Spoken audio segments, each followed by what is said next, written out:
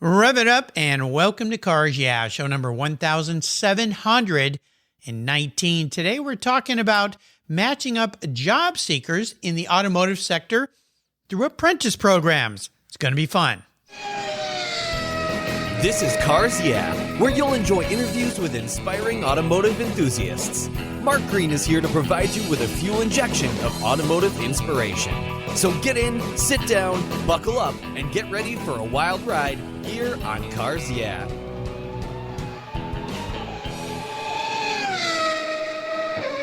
Hello, inspiring automotive enthusiasts, and welcome to Cars Yeah, and Happy New Year. I can't believe today is the first day of 2021. It could not have come fast enough.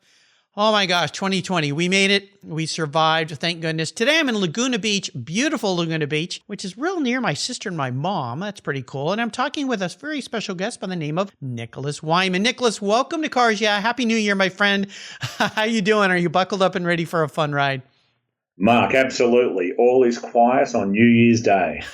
Well, you know the song, the U2 song. It was it was actually their first single in the American charts way back in, I think it was 93. Yeah, you're dating both of us. I do know that quite well. Well, it's a great song to pump up loud on New Year's Day. Yeah, now if I had licensing rights, I'd be playing that right now, but they'd come after and sue me. So you guys listening will just have to imagine this. But I tell you, Nick, it's kind of a great honor. I won't say it's kind of. It is a great honor to have you here as the first guest in 2021. And my goodness, we all made it through a very crazy year.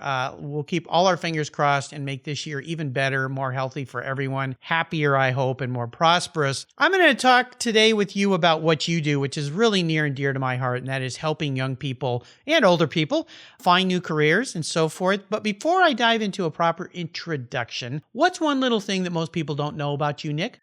I actually started life as a chef not when I was born. I'm talking a few years after that. When I left high school, my father was an academic and, wanted to push me down the path of 4-year college. And I actually went off to culinary school, did an apprenticeship and ended up working in hotels in the UK. And I must say that's a part of where my fascination with cars came from. Some of these older English hotels, the Savoy and Claridge's in London, they used to have some nice, what the English call motors.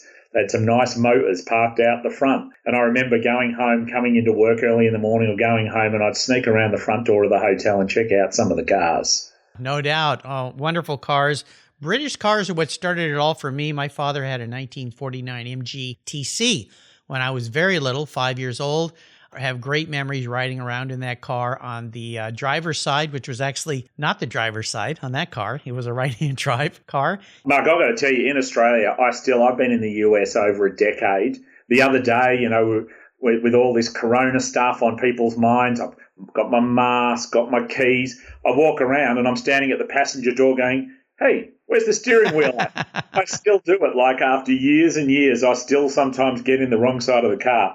But don't worry, those listeners out there, if they come towards me on the road, I'm real careful where I keep the line. I concentrate all the time. All right. Well, let me give you a proper introduction. We're going to dive into what you do here. Nicholas Wyman is CEO and founder of the IWSI Group. It's a global network and leading enterprise dedicated to matching job seekers with automotive careers through apprenticeships. Over the last decade, the company has designed programs for BMW Australia and NISMAP for Nissan Motor Company. Nicholas has set up international scholarships where apprentices get to visit state-of-the-art automotive dealerships, including Mercedes-Benz of Louisville. I think this is something I'd like to do. Nicholas speaks all over the world and provides technical assistance on building apprenticeship programs and is a regular contributor to a variety of high-profile blogs. And his book on skill building, Job U, which we'll talk about a little bit today, has received both national and international awards. Nicholas is also on the advisory board of the American Institutes of Innovative Apprenticeships. We'll be back in just a minute to learn more about Nick, but first a word from our sponsors, my partners here that keep this show on the air for you folks. So give them a listen. Happy New Year to everybody. We'll be right back, and we're going to have some fun. Do you have a pet in your household that loves to go for rides? Our pets are part of our families, but they can be very hard on your vehicle's interior. Covercraft offers a wide variety of solutions to protect your vehicle from Fido's rough treatment. Canine cargo area covers are padded for comfort and provide door-to-door protection. Pet pads have built-in features that keep cargo areas and seats protected.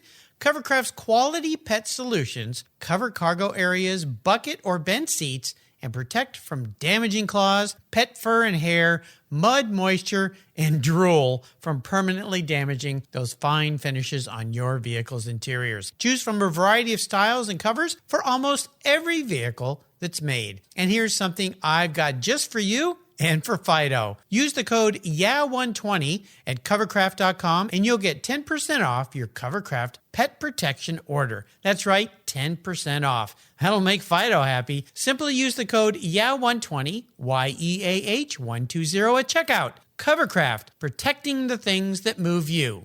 And Fido too.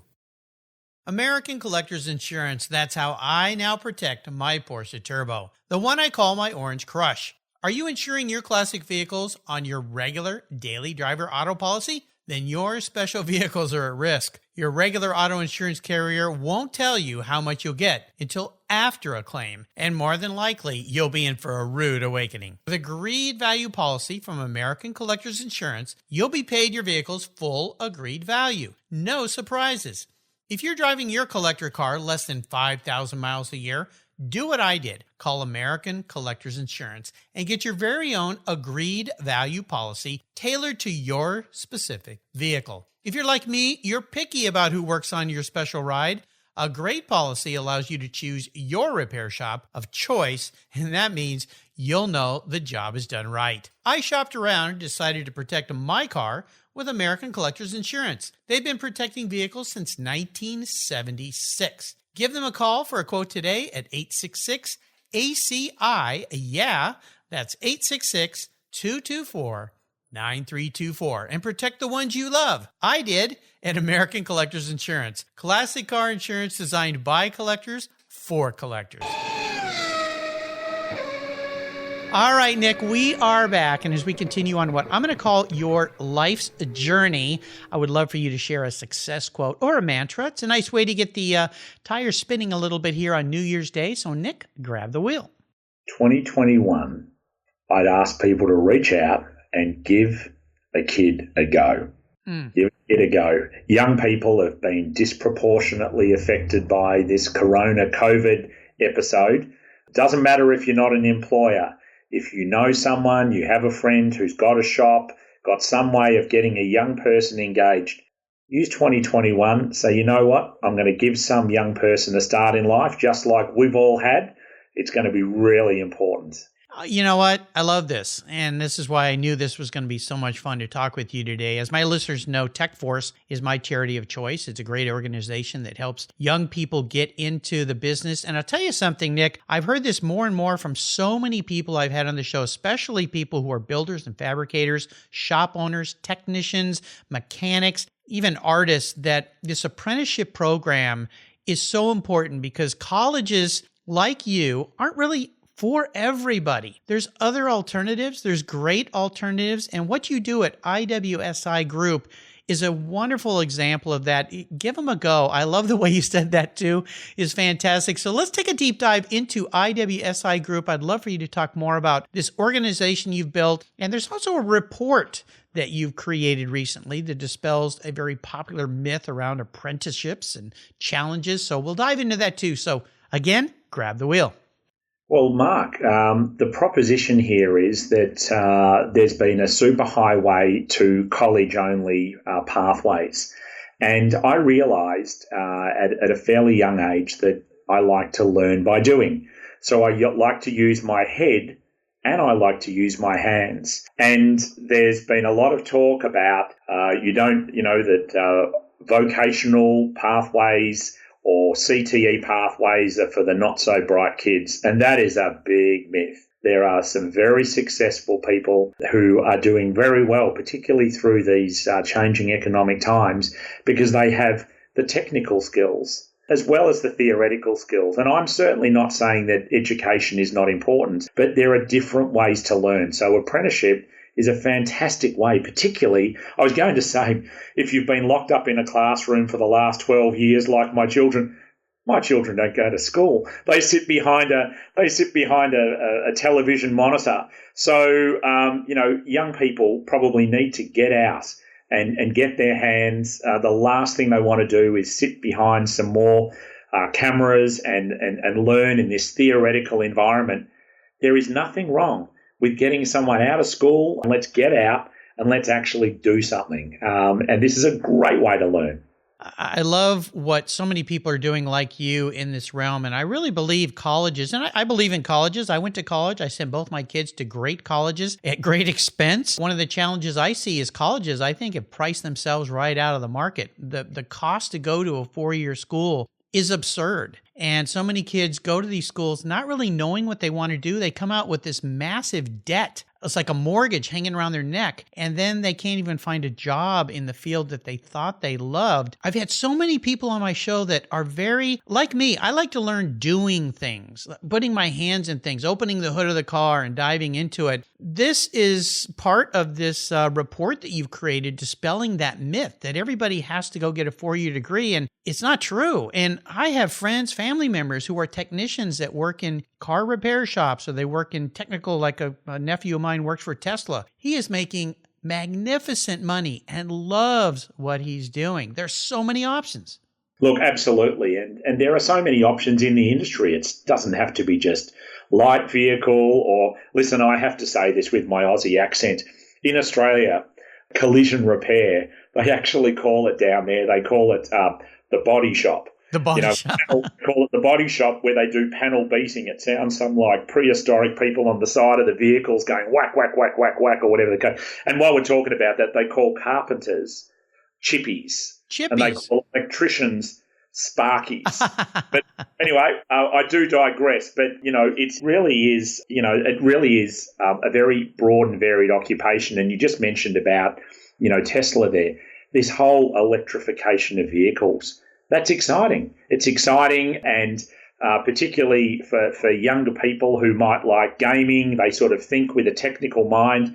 I mean, there are so many opportunities going to be emerging, not only with new electric vehicles, retrofitting and restoration of existing vehicles. I think that's going to be huge. And in my home state of California, there's a lot of shops now setting up, as you know, taking classics and sort of putting that electrification spin on that. Some people have got their views about whether that's ripping up a great vehicle or not. But, there's going to be some exciting opportunities this year. Oh, yeah. David Bernardo, who's a past guest, is down there in San Diego where I grew up, Z Electric, and he puts these electric motors in old VW buses. In fact, Omaz is giving away a bus right now like that in conjunction with Willie Nelson, but he's put them in old Porsches and Gias and so forth. I saw at the Quail, not this year, of course, but last year, Jaguar brought an XKE and put an electric motor in that vehicle. I think it's absolutely fantastic, this whole new direction and focus and so forth.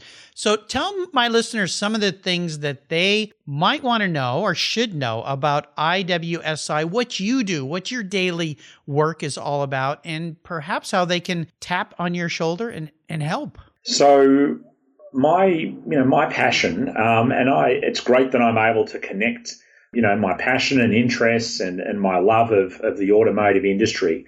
We're really about connecting people with companies, designing apprenticeship programs. So if an organisation is thinking about how to bring in talent into their organisations, how to give, as I said at the top of the show, how to give a kid a go, we help organisations with that. And there's plenty of different ways. Apprenticeship is growing across the country. There's some support offered at federal level, at state level. But ultimately, this isn't a government thing. If we're going to be waiting for government, we're going to be waiting a lot.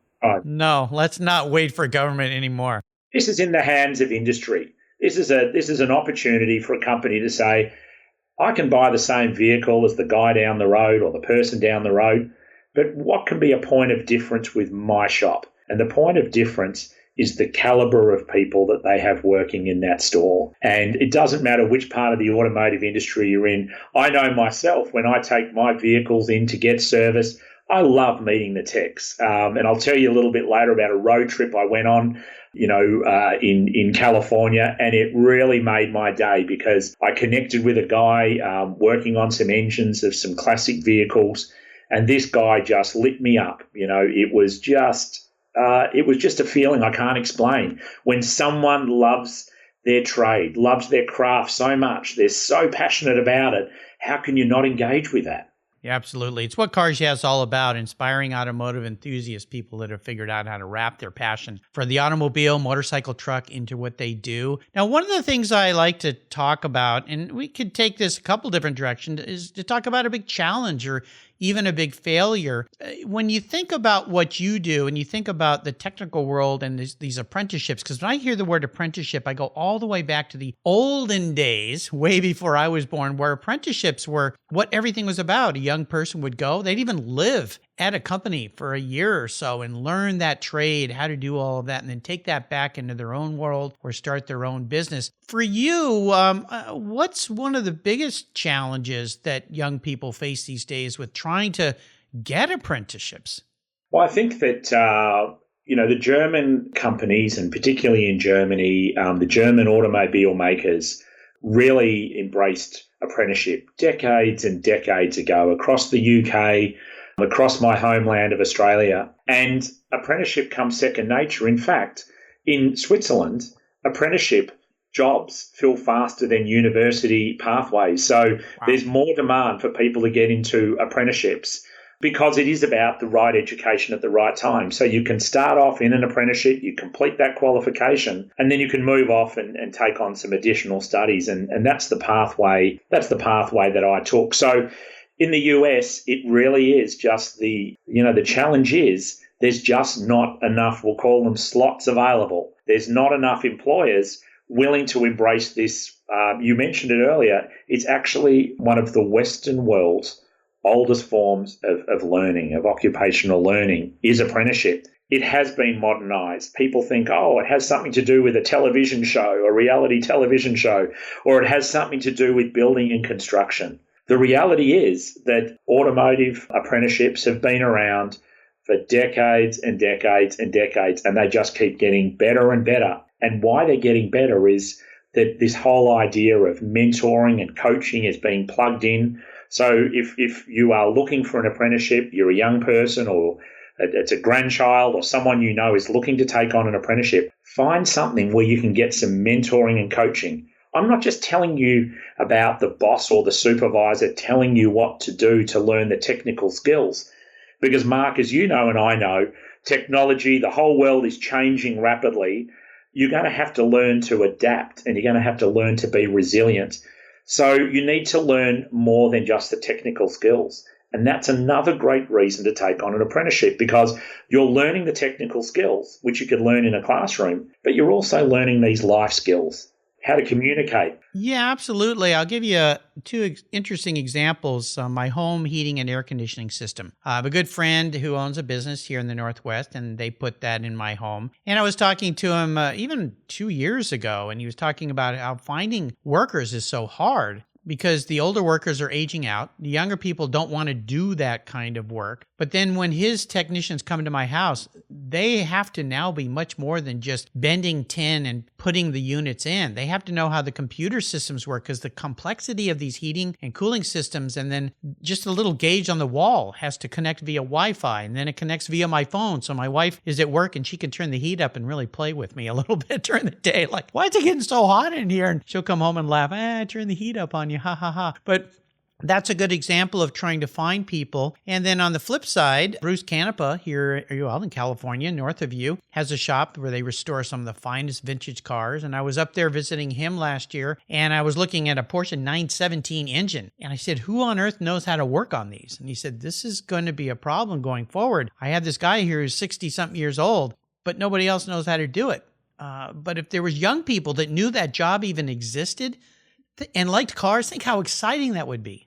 Absolutely. I mean, I said to you before that I went out to a shop and, we all have our dream cars, and occasionally I'd kind of blend my life where I connect my passion with something I'm writing about. And I stumbled across this shop in California and went out, and exactly the same scenario. This organization builds incredible cars. In fact, it's my one of the dream cars. It's a 911S, silver, red, fully restored. They blend craftsmanship and technology. And you might know the group CPR Classic. The guys. Yes. Okay. So I had a look at their operation, and I tell you, it was like, it was more than a kid in a candy store. But I came across the engine shop, and that's where it was just like a match made in heaven for me. One of the technicians there was from my father's homeland. He's from Czechoslovakia, or he's no longer alive, but was from Czechoslovakia. Wow. This technician was trained in Europe, in Czechoslovakia. The gentleman had a few miles on the clock. But we were talking about, I was looking at this way he was working with the engines, working with the technology, and saying to him, what are we going to do to attract this next generation of young people? And I believe, and not only I believe, I know there are young people, but it's about how to connect people, how to break down some of these biases.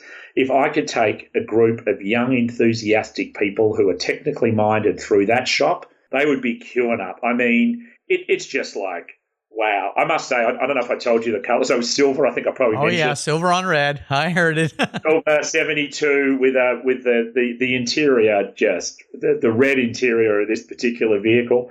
I had back in the 2000s, I had a Polar Silver 993.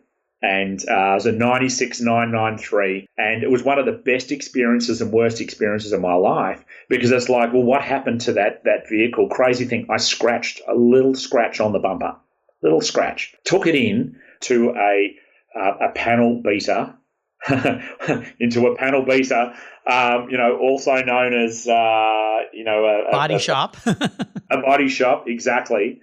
And I went to pick it up, and the guy goes, I love this car. Nick, I love this car. I'm like, hey, I love this car too. We got something in common. Yeah. And he handed me a check, and he said, I'm buying this car from you. Whoa. And I'm like, I don't want to sell my car. But in the background, my wife was saying, hey, we've got some business, debts, and we need to do some stuff. And we can't have all these toys sitting around the garage. And I probably one of the biggest regrets is I said, all right, you got a deal. So I took the check, and it was probably one of the biggest automotive mistakes I've ever made. It was a beautiful, low mile, of course, the last of the air cooled. Right. That was a bit of a regret, bittersweet. Yeah, well, you and I speak the same language, my friend. I had a 72S for many, many years, which is a great car, and I had a 97 993 C4S. So I understand, and mine was silver as well. So had both those cars, yeah, and same thing. So it had the bluish interior. It was it was a cabriolet, and it kind of had a wide. I haven't. I look at the photos. I try and put them away, so I'm not looking all the time. But it kind of had like a turbo body, or it's definitely. Well, was it an S or a 4S? It was a 4S, yeah. Oh, okay. Well, yeah, it has the turbo body. Yeah, the wide body. That's what was on those cars. So you and I had the exact same rides. You know what I say about past cars, Nick? It's like old girlfriends. You can't go back. You got to just look forward, okay? All right. Just keep looking forward. It's a new year. There's a podcast I've been listening to. I just got to let it go. I've got to let it go. I might have some little ceremony, let it go. I might just go down to, CPR Classic, look through the window a little bit more, keep dreaming on there. But, life goes on. There's always another car down the road. Don't worry, my friend. Before we take a little commercial break, you mentioned this, that with our challenge here to get these young people queued up, as you say, to find these jobs, what's one brilliant way we can help? I really think that we need to get. It's been so hard with these lockdowns and this and insurances. We need to get young people, while they're still in school, out of the classrooms and actually into some of our businesses, into our companies, into industry, not just automotive, all industries. It's so important to let young people see the opportunities that are available. And to understand, I mean, there ain't nothing wrong with grease and grime, let me tell you. But there is diagnostics, there is technology, right? Let's let young people come and see that and experience that. And you mentioned at the top of the show this idea of scholarships, international scholarships. Mercedes-Benz Louisville, out here in California, Fletcher Jones, have been fantastic companies at allowing young people from overseas to come in, visits of observation, see what it's like to work in a different store, a different country. You know, they're just learning. And I was able to do that as unfortunately not in automotive, in culinary. I was able to go to the UK and some of the experiences, you know, go to Germany. And I must tell you, that was the first time I went to Stuttgart. I always go to Stuttgart. I always go to the museums. If I'm anywhere in Europe, it's like, oh, Stuttgart's close. Yeah. Not really. Just a train ride away. Not really, Nick. It's like 6 hours. It's close for an Aussie. I mean, 6 hours on the train, that's just like a little local stop. So I always get there, you know, go through the museums. I must say I do like some of the bratwurst and the sauerkraut. So that's where I can. Nothing, but that's my dream day, actually, is having a bit of German food, heading off to the museums, having a look at whether it's the Benz Museum or the Porsche Museum, particularly if I've got some younger people, some apprentices with me. That is my dream day. Sounds good to me. Well, let's take a short break and take a breath as we enter this great new year that's going to be so great for all of us. It's the only way to look at it, right? And we'll be right back.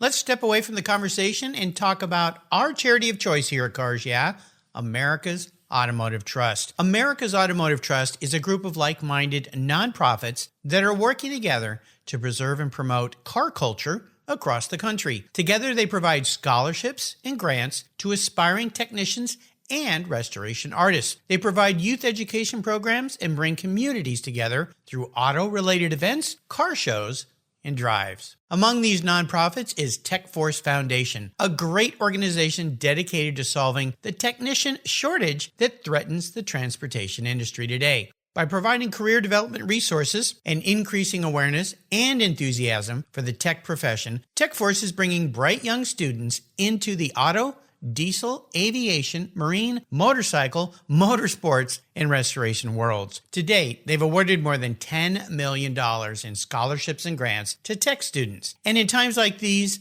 I don't have to tell you how essential those techs are, keeping our delivery and emergency vehicles running and keeping America rolling. To learn more about TechForce or to make a donation to this cause, visit www.techforce.org. You'll be glad you did.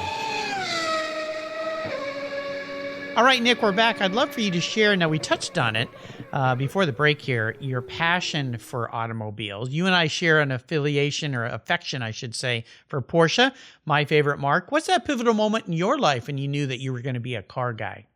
So, look, the UK hotel experience was definitely a confirmation. But heading back probably to when I was 14 or 15, you know, my parents, you know, were limited means. My mother worked 2 jobs. You know, my father was an academic, and the pay in those days wasn't fantastic, you know, for an academic. He was the opposite of a car guy. I mean, he struggled to tell you the color of a vehicle.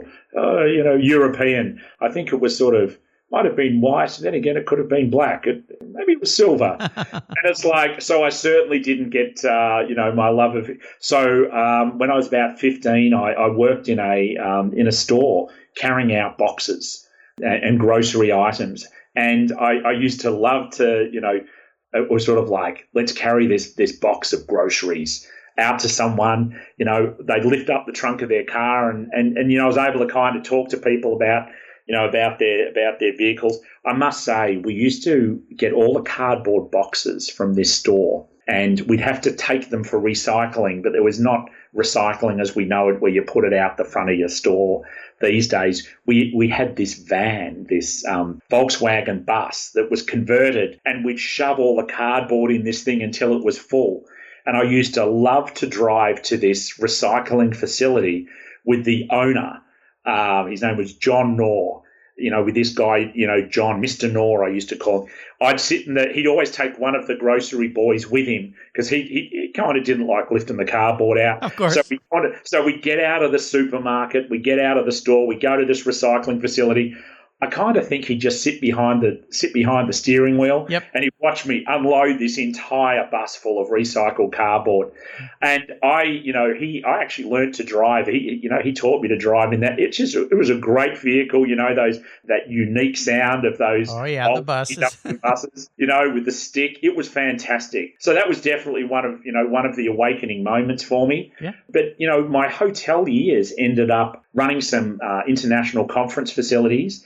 And there was a lot of automotive manufacturers who used to come and launch vehicles. So I used to get to see a lot of pre-production cars, particularly with BMW, some of the M3s when they were launched. And we had 200 acres on this one particular facility and had internal roads. So at night, I must tell you, in the dead of night, it wasn't BMW. I won't tell you the brand. I don't want to get anyone in trouble all these years later. But, we used to go out and sort of just see how some of these vehicles... Test drives. Yeah, nothing wrong with that. Exactly. It was responsible when we were kind of parking them back. And I remember one morning, one of the bosses came up to me and said, Mr. Wyman, have you got a moment? Uh-oh. Yes. And I learnt about automotive showrooms the hard way. He said, the tyres on this vehicle, see this dust here? It does appear that someone's taken this vehicle for a spin. As he kind of grinned, he said, next time just wipe off the brake dust. Yeah, wipe off the brake dust. Give it a little bit off the brake dust. And that led into, he's like, are you a car guy? And I'm like, am I a car guy or what? The next thing, I'm out at the track with these guys. We were doing some testing. Nice. It really, consolidated my passion for the industry. Wonderful. I love it. Well, let's have a little bit of fun here. What was your first really special vehicle? That first car that you bought that you went, man, I finally got it. Look, it was actually a Toyota Land Cruiser of all things. In Australia, we got a lot of land. Yes, you do. There's 20 million or just over 20 million Australians in the same land mass as the US. So that's like, imagine half the population of California sprinkled across the continental United States. We all hug the coast. If you drive from one side of the country to the other, you drive across this thing called the Nullarbor. It's the desert. You can drive. There's no one out there. And I just love the idea of fitting out this, this vehicle for off-road. And, so that was pretty magical. It had a few. In Australia, it was Ks. We'd say Ks on the clock, not miles on the clock. This thing had plenty of Ks on the clock. And but it was one of the, probably an 80 series. I can't remember exactly. But yeah, it was a classic. Once again, I wish I held on to that vehicle. I mean, they're pretty popular these days as well. Well, they are. They're pretty cool. Yeah, I like them. Now, I'm going to crawl on your head here a little bit, Nick. If you woke up tomorrow and you were a vehicle, manifest as a vehicle, this isn't what you want to be. This is your personality in that vehicle. What would you be? Yeah, I've stumped him. Yeah, that's it. Yeah. The Aussie with plenty to say has suddenly got nothing to say. He's speechless because so many things are like running through my mind. Yeah. I really like this idea of taking something that's old and making it new again. I love this idea of, blending craftsmanship and technology.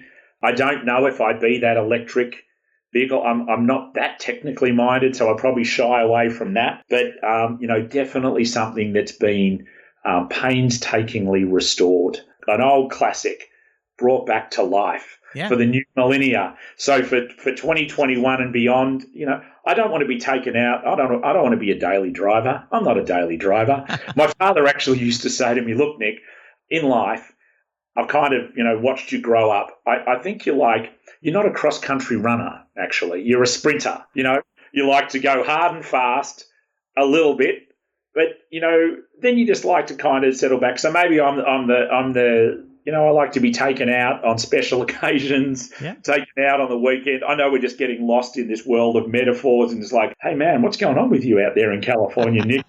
You're getting into this virtual sort of dream sequence here. But look, I think I'd love to be, respectfully, anyone can go out and buy some, new vehicle, but, find something that's a bit unique and bring it back to life. That's me. I love it. Nice answer.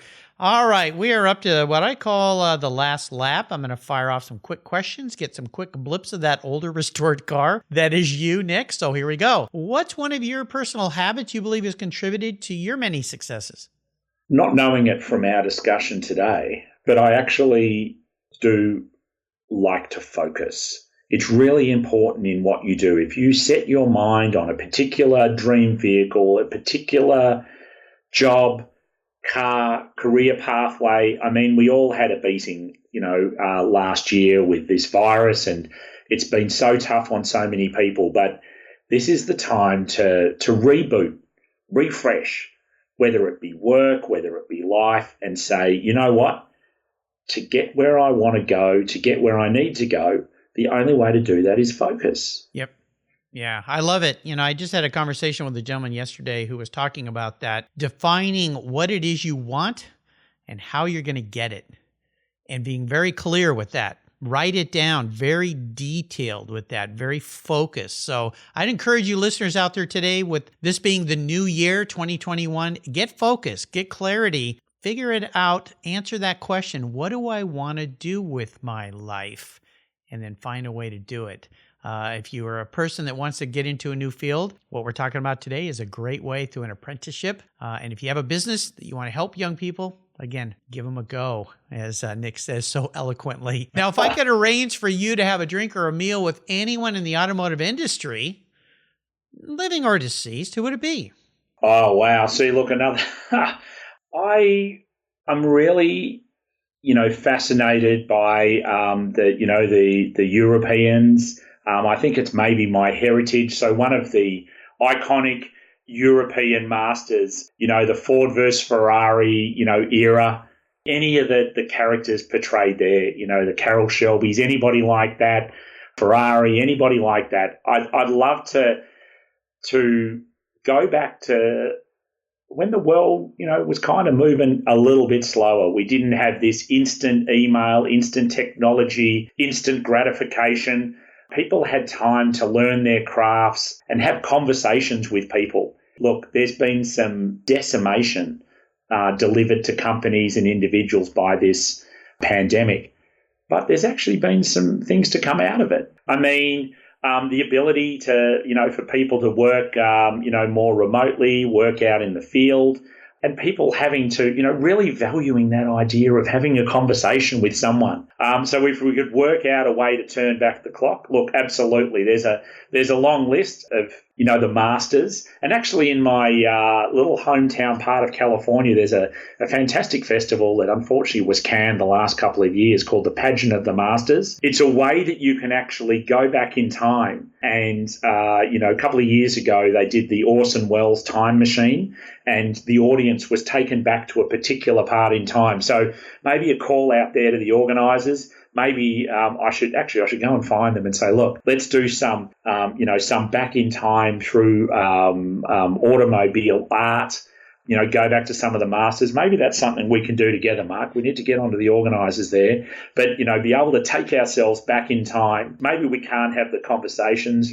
You might need a Ouija board for that or something like that. But maybe the way to do that is through art or through theatre. But we can't let the history, we need to be mindful of our history as we move forward into this next chapter of our lives. Very well said. Growing up down in San Diego, my parents would take us up to the Pageant of the Masters every year growing up. I've been to many of those. The Sawdust Festival, the Laguna Beach Art Festival was a big part of my life every summer, and I was sad to see it. And I haven't been to it in a while, having moved so far away, but that sounds like a very cool project, and I can't wait for it to come back. For you listeners that have never been to it, and if you love art, all three of those, and there's probably a bunch more that have grown around that in Laguna Beach, are really, really fantastic. But the Pageant of the Masters, look it up. I'll put a link to it on Nick's show notes page. What they do there with live people to create works of art will blow you away. It's absolutely incredible. Now, when it comes to automotive advice, is there some great advice someone else has ever offered to you when it comes to new cars, old cars, or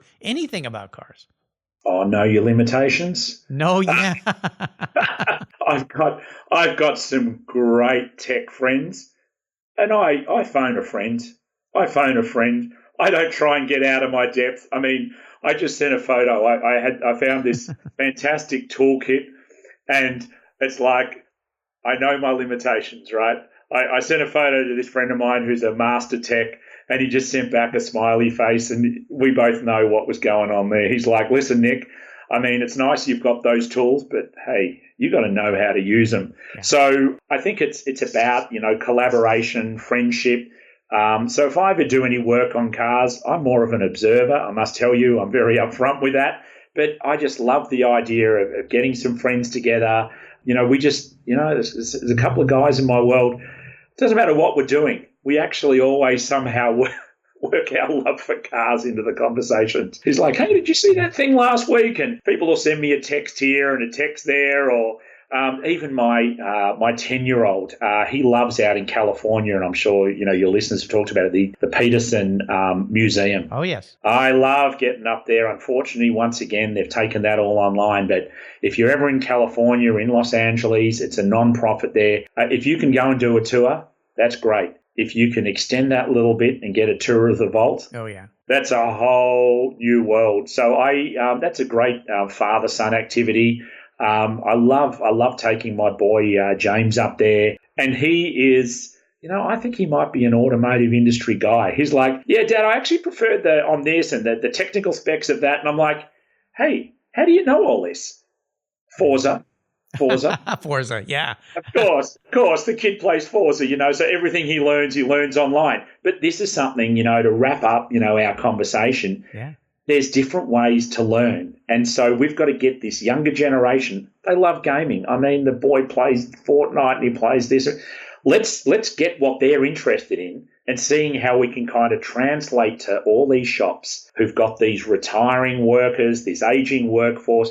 How can we plug in this next generation of people? I mean, it's a win-win. It's good for the economy. It's good for communities. And it's a great feeling, Mark. I mean, it feels good when you do something for someone else in this world. And I think we need to do a whole lot more of that. It's the secret sauce to life, what I've learned after talking to 1,719 people now with you today. A nice segue into this next question, which is great resources. I'm definitely going to list your company, IWSI Group, as a wonderful resource. There's another one I mentioned in your intro, American Institute of Innovative Apprenticeships. I'll put a link to that. They have a website as well. Is there another great resource you might recommend us?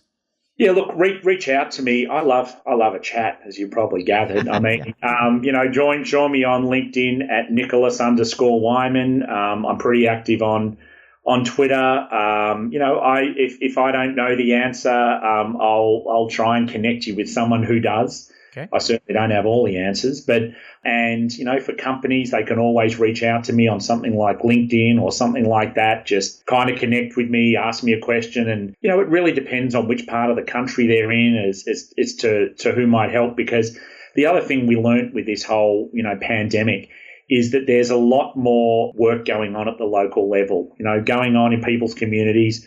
I'd love you to come over to California and last year it was so hard and so restrictive for people to travel. So a lot of the things you were doing within your community. So that's how I approach this, this skills conversation. I think that a lot of jobs have opened up at the local level. I think people aren't going to be traveling as much, particularly internationally. So yeah, love to connect listeners, if they're looking for an apprenticeship or if they know someone or if you want to take on some apprentices yourself, or an organisation who might be able to employ an apprentice or host some school study trips, as we talked about, to show young people what you're doing, which is potentially life-changing.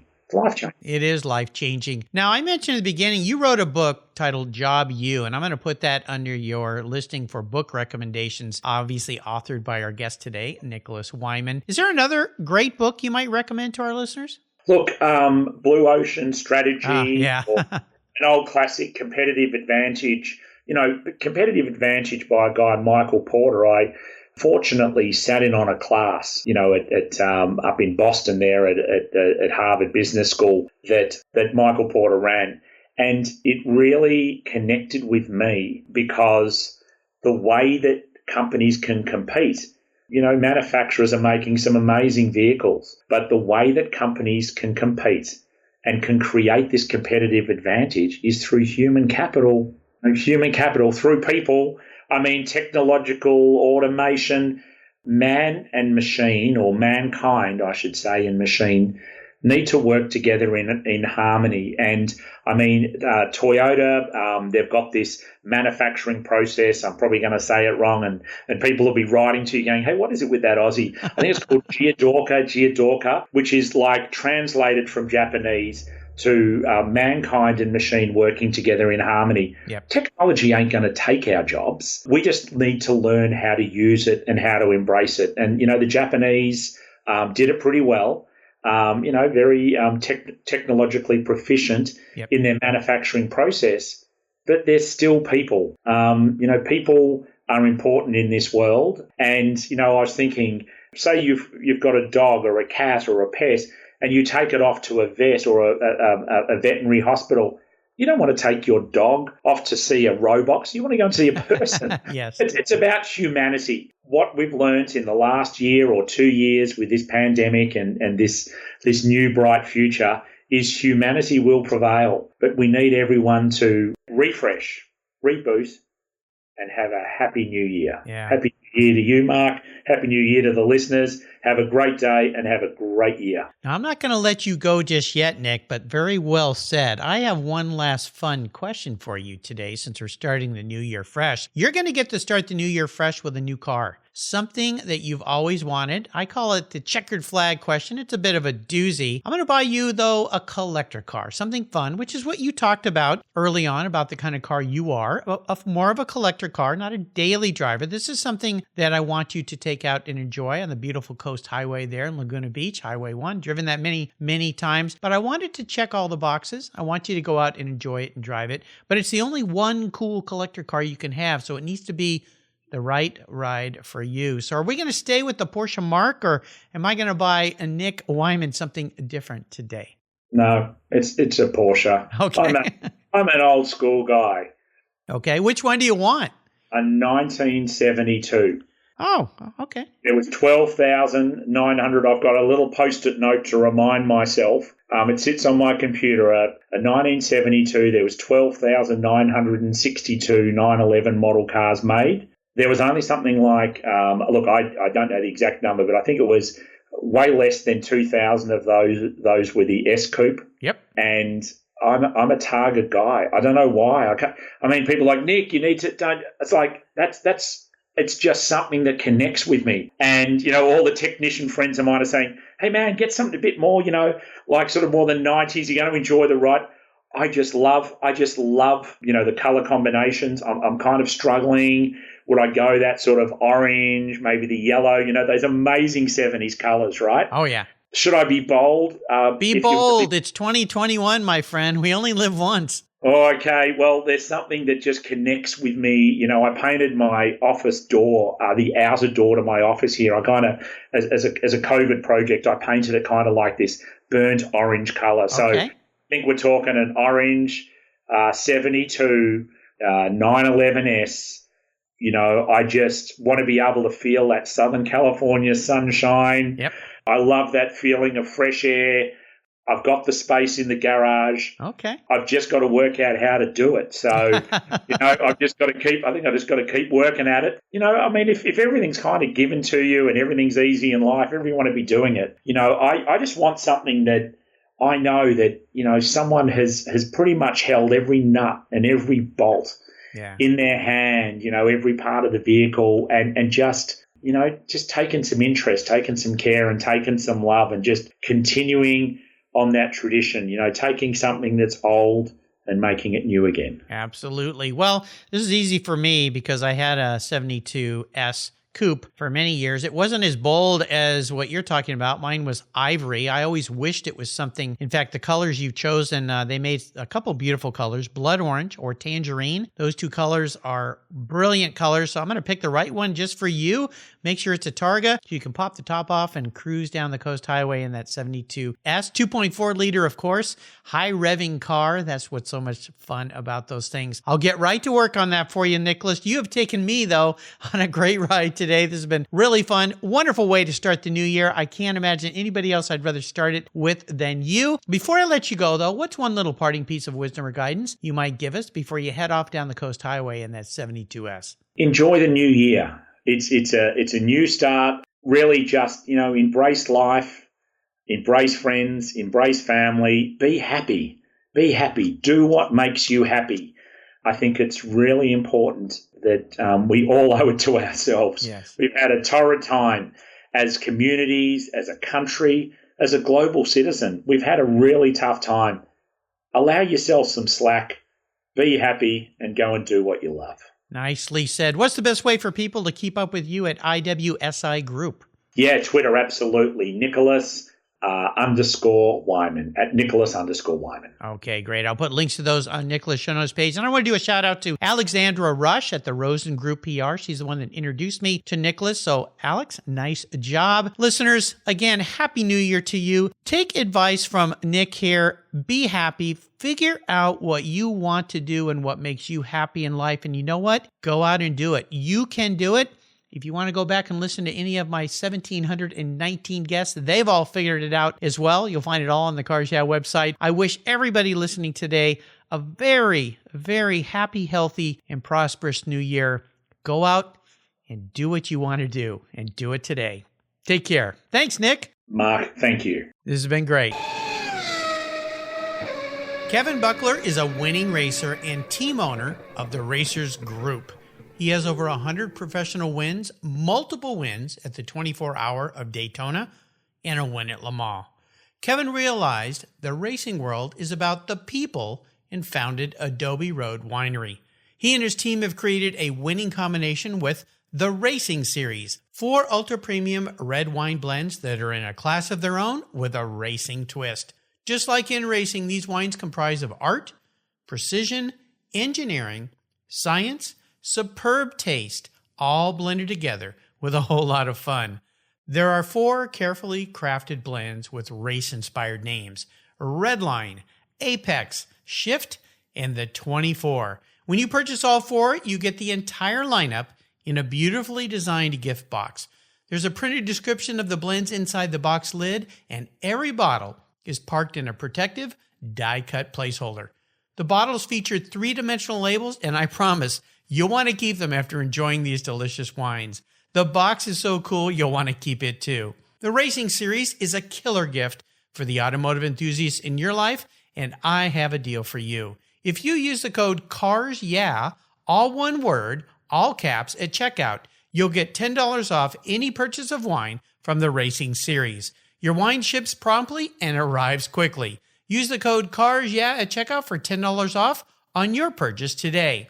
There's always a seat at the table for excellence with the Racing Series. Go to adoberoadwines.com and use the code CARSYEAH today to get your deal. Cheers. Thank you so much for joining us on today's ride here at Cars Yeah. Drive on over to carsyeah.com to find show notes and inspiring automotive fun. Download your free copy of Filler Up, a fun book filled with gorgeous photographs of fuel filler fun, including quotes from more inspiring automotive enthusiasts. Download your copy today, and we'll see you next time on Cars Yeah.